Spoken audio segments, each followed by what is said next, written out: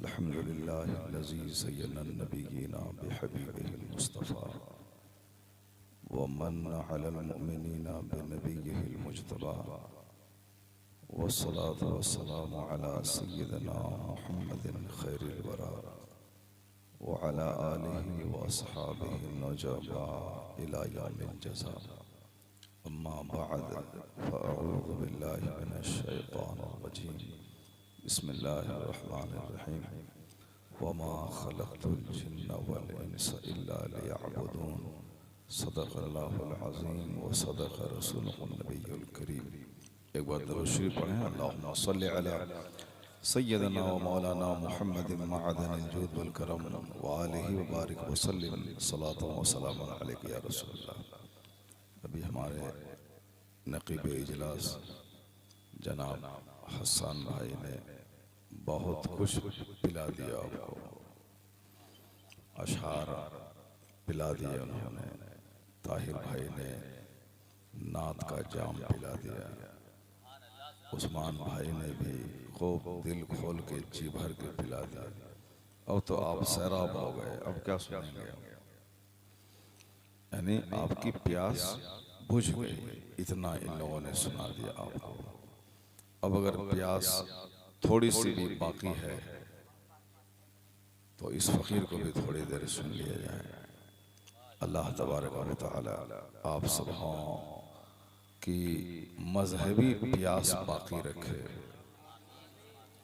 اور مرنے کے بعد سرکار دو جہاں علیہ السلام کے مقدس ہاتھوں سے حوض کوثر کا جام عطا فرمائے.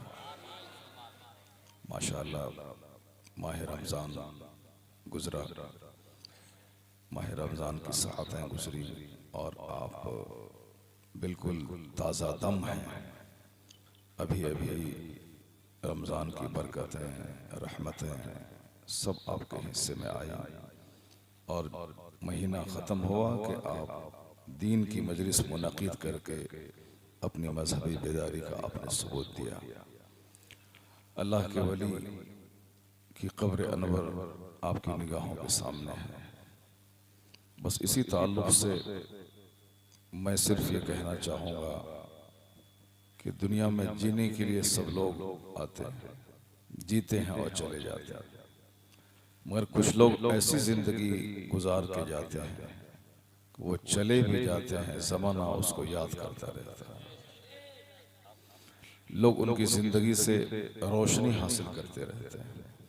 آخر وہ جینے کا کون سا انداز ہوتا ہے کہ ہم گئے 2-4-10 دن 30-40واں برسی کے بعد سارے رشتہ دار بھول جاتے ہیں، میرا چرچا تک نہیں ہوتا. لیکن کچھ لوگ کیسے جیتے ہیں کہ صدیاں گزر جاتی ہیں پھر بھی لوگ اس کو بھول نہیں پاتے. آدمی وہ بھی تھے، آدمی ہم بھی ہیں، لیکن تھوڑا سا جینے کا انداز مختلف ہو جاتا ہے تو وہ مر کے بھی زندہ ہو جاتا ہے. اور ہمارے جینے کا انداز تھوڑا سا الگ رہتا ہے تو ہم زندہ رہنے کے بعد بھی مرے ہوئے رہتے ہیں. میرا دل مرا ہوا رہتا ہے، میرا چہرہ بجھا ہوا رہتا ہے، میں سماج میں مردہ شمار کے جاتا ہوں، میری کوئی حیثیت نہیں ہوتی. اسی فرق کو سمجھنے کے لیے 2-4 مثالیں آپ کے سامنے میں رکھنے کی کوشش کروں گا، اس کو آپ غور سے سنیں گے. پہلے ماہ رمضان کے تعلق سے میں ایک بات صرف کہتا ہوں کہ رمضان کے 24 گھنٹے میں رحمتوں کا پانی برستا رہا.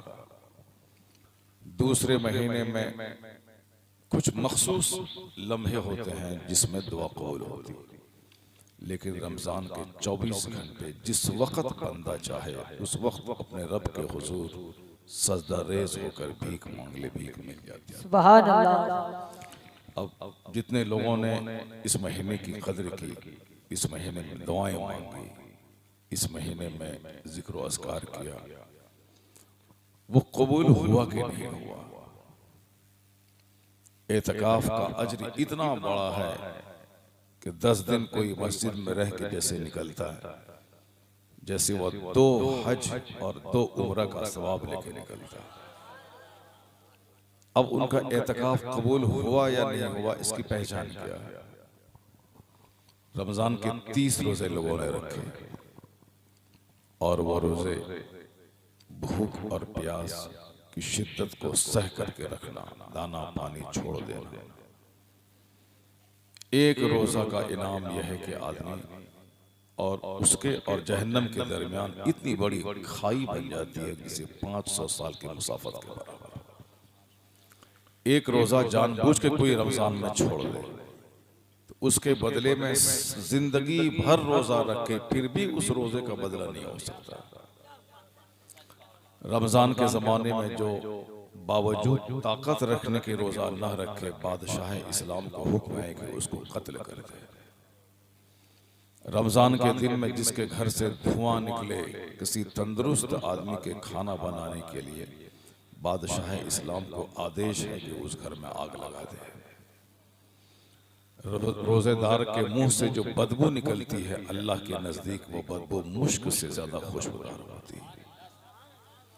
روزے دار کا بدلہ صرف اللہ رب العزت ہے۔ الصوم لی وانا اجزی بہ۔ دوسری نیکی کا انعام 1 سے لے کے 10، 10 کا 100، 100 کا 700 گنا تھا۔ لیکن روزے کا انعام یہ ہے کہ روزہ اللہ کے لیے بندہ رہتا ہے، اس لیے اس کا گن گن کے اجر نہیں ملتا ہے۔ انما یوفی الصابرون اجرہم بغیر حساب، یعنی اللہ روزے کا بدلہ بے گنتی عطا فرماتا ہے اور اس کا بدلہ صرف جنت ہے۔ ہم نے روزہ رکھا، ہم نے تراویح کی نماز پڑھی، ہم نے ذکر و اذکار کیے، لیکن کس کا قبول ہوا اور کس کا نہیں قبول ہوا یہ تو قیامت کے دن پتہ چلے گا، حقیقت ہے۔ لیکن اس کی کچھ پہچان دنیا میں ہوتی ہے۔ جیسے ایک آدمی 10 لاکھ روپے خرچ کر کے حج کو گیا، انہوں نے پاسپورٹ بنایا، ویزا لیا، حج کیا، طواف کیا، وقوف عرفات کیا، مزدلفہ میں ٹھہرا، قربانی کی، بال منڈایا، سب کچھ کیا، وہاں سے لوٹ کے آ گیا۔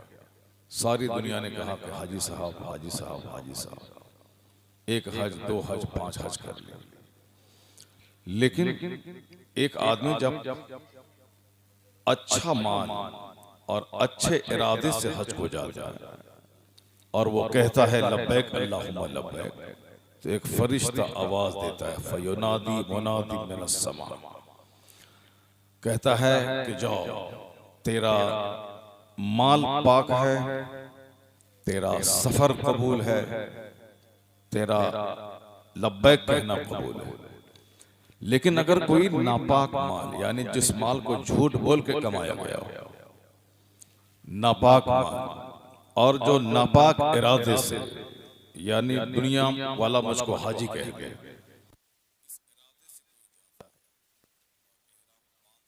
لبیک آواز لا لبیک ولا سعدیک زادک حرام وحجک مردود۔ لبیک قبول نہیں ہے، تمہارا زاد سفر جو سفر خرچ ہے وہ حرام کا ہے، یہ حج تیرے چہرے پہ مار دیا جاتا ہے۔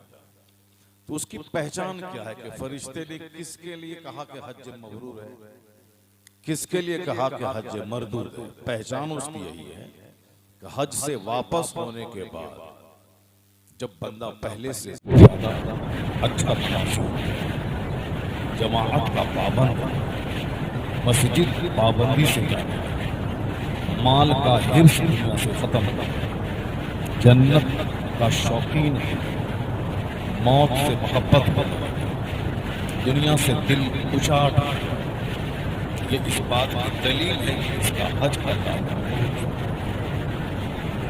بولو نا سبحان اللہ۔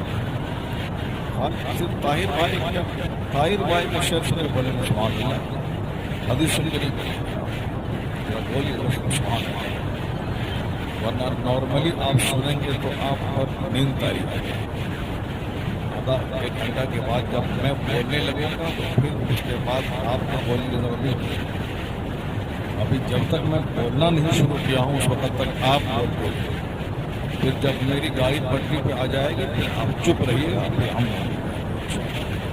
پھر آپ کو بولنے کی ضرورت نہیں پڑے گی، نہ ہم آپ کو بولنے کی ضرورت ہے۔ پہلے میری گاڑی پٹری پہ آ جائے، 1 گھنٹے کے بعد پٹری میں گاڑی آ جائے اور اس کے بعد پھر کتنے گھنٹے تک چلتی ہے وہ تو وقت نہیں بتائے گا. آج ہم کو تقریر سنائیں ملت میں ہم یاد رکھیں کہ کوئی کون مجنون کہاں سے آیا تھا آئی 3 گھنٹے تک پیش کر 3 گھنٹے بیٹھنا پڑے گا. آپ ضرور ہیں کیونکہ آپ راجدھانی دہلی کے لیے آپ احمد آباد اور حیدرآباد کے لیے آپ بہار اور بنگال کے لیے آپ الحمدللہ اعلیٰ حضرت کے شہر بریلی کے شہر بریلی سے سارا ہندوستان بلکہ پوری دنیا کا اردو کا روشنی ہے. بریلی میں ایک دن جلسہ ہوتا ہے اس رضوی 25 سفر کے اور سال بھر تک اس جلسے کی روشنی پوری دنیا میں پہنچتی ہے. ایک مقرر 10 منٹ بولتا ہے بریلی اب پورا ہندوستان چرچا ہوتا ہے کہ اسٹیج پر یہ بول بریلی سے نہ جانے کتنے لوگ پل گئے ہیں کتنے لوگ شوق ہو رہے ہیں نہ جانے کتنے لوگوں نے بریلی کا چرچا کر کے کروڑوں ہوائی جہاز کو چلنے جانے یعنی یہ تو دنیا کی ترقی اور آخرت کی ترقی یہ ہوگی نہ جانے کتنے شرابی جواری تھے جو متقی بنے کتنے بے نمازی تھے جو عرس رضوی میں آ کر کے نمازی بن کے چلے کتنے لوگ دین سے دور تھے عرس رضوی سے لوٹے داڑھی رکھ کر متبع سنت بن گئے. بہت سارے لوگ پلا سننے تھے پابندی سے 5 سال بریلی عرس رضوی میں آیا جب لوٹا تو متسلم سب سنی بن گیا. میرے علاقے میں بہت سارے لوگ ہیں جن کا باپ پلا ہے بیٹا صرف بریلی آ کر کے مضبوط سنی بن گیا. یہاں 25-30 لاکھ کا مجمع دیکھ کر یہاں کی بہاریں یہاں کے علماء کی تقریر ہے یہاں کی مسجدوں کی اذان مسجدوں کے خطابات علماء کرام کے چہرے گاڑیاں کے سر کی ٹوپیاں یہ سارے مذہبی نظارے کو دیکھ کر کتنا مضبوط ہوا کہ یہاں سے لوٹنے کے بعد پہلے جو اعلیٰ حضرت کو برا کہتا تھا اب وہ اعلیٰ حضرت کے مسلک کا مبلغ ہے. اللہ تعالیٰ اس شہر مقدس کو سلامت رکھے اور قیامت تک اللہ اس کی عزت میں استقامت رکھے.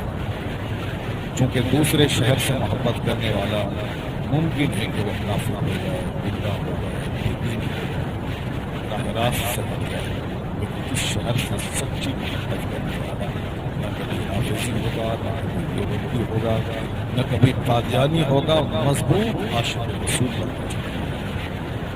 کیونکہ بریلی میں جو امام تھا اس امام نے دولت کمانے کا نشہ تھا اس امام نے زمین کی خریداری کا نشہ تھا اس امام نے ڈاکٹر انجینئر پروفیسر بننے کا پیغام ہے. اس امام کی ساری زندگی اسی میں گزری ہے کہ تم مصطفیٰ کے سچے عاشق بنو. عاشق بنے تو یہاں حکومت ملے گی اور مرنے کے بعد سیدھے مصطفیٰ کی جنت یہاں سے جنتی پیغام ساری دنیا میں نشر ہوگا. اللہ تبارک و تعالیٰ اعلیٰ حضرت کی قبر کو رحمت و نور سے بھر دے اور اس قبر کے فیضان سے ہمارا مان فرمائے. آپ تقریر سننے کے شہر میں روزانہ تقریر سننی ہے منظر اسلام چلے جائے روزانہ 5 گھنٹے تک ہر درسگاہ میں تقریر سننی ہو جائے تو رضا چلے جائے وہاں روزانہ ہر کلاس میں 5 گھنٹے تک تقریر رات میں کبھی چلے جائیں. بچے تکرار کرتے ہیں بچوں کے اپنے ڈائننگ روم میں تقریر ہوتی ہے. بریلی شہر میں 24 گھنٹے تقریر ہوتی ہے. یہ ہمارے حافظ القاری مولانا شہنواز رسول یہ بھی طالب علمی کا دور گزرا اس کے باوجود میں مسجد میں ممبر دے کر اس کو کتنی خوشی حاصل ہوئی. پہلے پاکستان کی مسجدوں میں اور وہاں کے اسٹیج پر ممبر رہتا تھا اور وہاں کے مولانا کتاب دیکھ کر بیان کرتے تھے.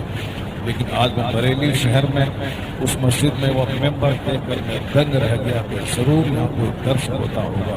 جب بعد میں پتہ چلا کہ ہاں حضور یہاں درس فقہ درس قرآن درس حدیث روزانہ دیا جاتا ہے. سبحان اللہ.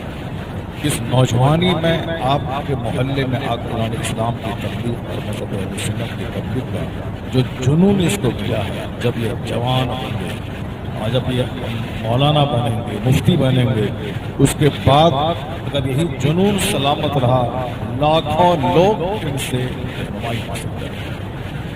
آج آپ کا چھوٹا سا محلہ الحمدللہ اس کی قیادت میں آگے بڑھ رہا ہے، بے شک بہت سارے الفاظ، بہت سارے کاری بن رہے ہیں، علماء کرام بننے کی تیاری کر رہے ہیں۔ میں نے اس نوجوان کی کمرے میں جب کتابوں کو دیکھا، میں نے کہا کہ ضرور ایک مطالعے کا شوقین کیا ہے، جس کے کمرے میں آپ گھس جائیں، وہاں 10-10 ٹوپیاں دیکھیں، 10-10 جبے دیکھیں، عطر کی بوتلیں دیکھیں، سمجھ جائیں کہ یہ صرف کھانے پینے پہننے کا شوقین نہیں ہے بہت۔ اور جس مولوی کے کمرے میں داخل ہو جائیں، دائیں کتاب بائیں کتاب سرحانے کتاب، سمجھ جائیں کہ علم کا خوگر اور علم دوست ہے۔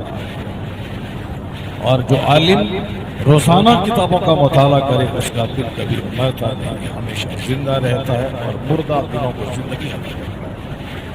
آپ خوش نصیب ہیں کہ ایسا نوجوان عالم جو 80 سال کے بڑھاپے میں اتنا تجربہ کار نہ ہوتا ہو جو تجربہ کی جوانی کے عالم میں کو حاصل ہے۔ 80 سال میں سارے لوگ نیک بن جاتے ہیں، نمازی بن جاتے ہیں، مگر بہادر ہے وہ 25 سالہ نوجوان جو جوانی میں جس کی نگاہیں جھکی رہے اور جس کے اعمال روشن اور صالح۔ اللہ تبارک و تعالی تمام عالموں کو اسی اخلاق حسنہ کا پیکر بننے کی توفیق عطا فرمائے۔